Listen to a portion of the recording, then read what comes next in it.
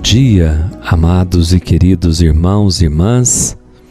Nós estamos tratando nesse minuto de consolo sobre a questão da mansidão. E ontem terminava o programa dizendo que o catecismo diz que as paixões em si mesmas não são boas e nem más. Elas recebem qualificação moral na medida em que dependem efetivamente da razão e da vontade.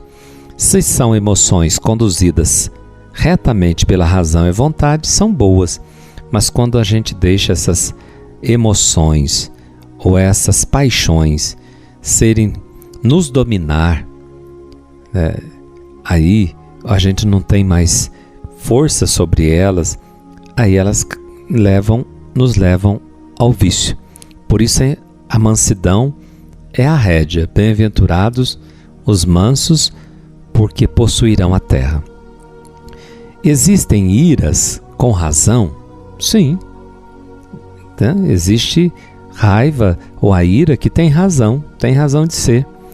Às vezes nos indignamos com toda razão perante um ato cruel, uma injustiça, uma mentira deslavada, uma ofensa a Deus ou à igreja, uma série de crimes impunes. Esta ira ou esta indignação é boa. A indiferença diante desses males seria, sim, desonrosa. É falta de solidariedade com os injustiçados e de senso moral. Santo Tomás de Aquino, e também São Gregório Magno, que diz: a razão enfrenta o mal com grande combatividade, e a ira ou a indignação contribui para isso. Então, a capacidade de irar-se, de indignar-se, é a verdadeira força de resistência da alma. Diz isso Santo Tomás de Aquino, lá na Suma Teológica. Então, citando também São João Crisóstomo, São Tomás diz o seguinte: quem não se indigna, quem não se indigna quando há motivo, peca. Então, a falta de indignação diante de alguma situação é pecado também. É pecado quando a gente deixa a ira dominar o coração, mas é pecado também quando a gente não se indigna diante de algumas situações. Então, a falta de indignação ante o mal semeia vícios, alimenta a negligência e facilita que não só os maus, como também os bons pratiquem o mal.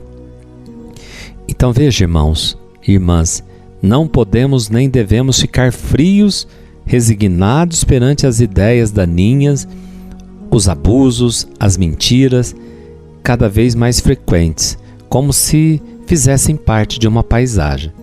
Nós temos que ter a capacidade de nos irar e indignar diante de algumas situações.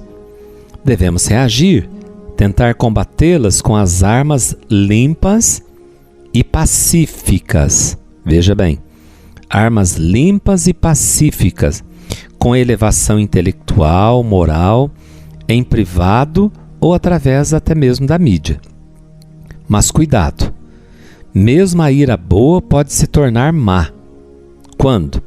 Quando não é apenas ira contra o mal, mas o ódio contra a pessoa que fez ou propagou o mal. Veja que uma ira, a gente se irar com uma injustiça, com a impunidade, com crimes impunes, com mentiras, com ofensas a Deus, à igreja, é uma coisa. Agora, outra coisa é quando a gente guarda ódio contra aquela pessoa que praticou aquele mal. Quando não é apenas a ira contra o mal, mas é o ódio contra a pessoa que propagou.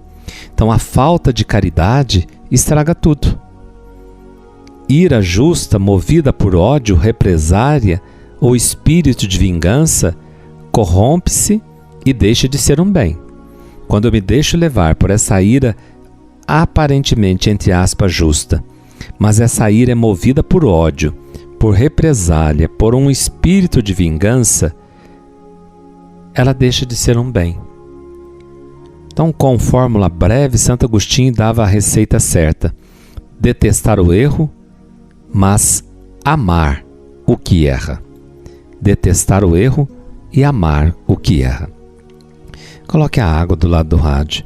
Deus de infinita bondade, abençoai esta água que usaremos com confiança para pedir o perdão dos nossos pecados e conseguir a proteção da vossa graça contra todas as doenças e ciladas do inimigo. Em nome do Pai, do Filho e do Espírito Santo. Amém. Até amanhã, se Deus quiser.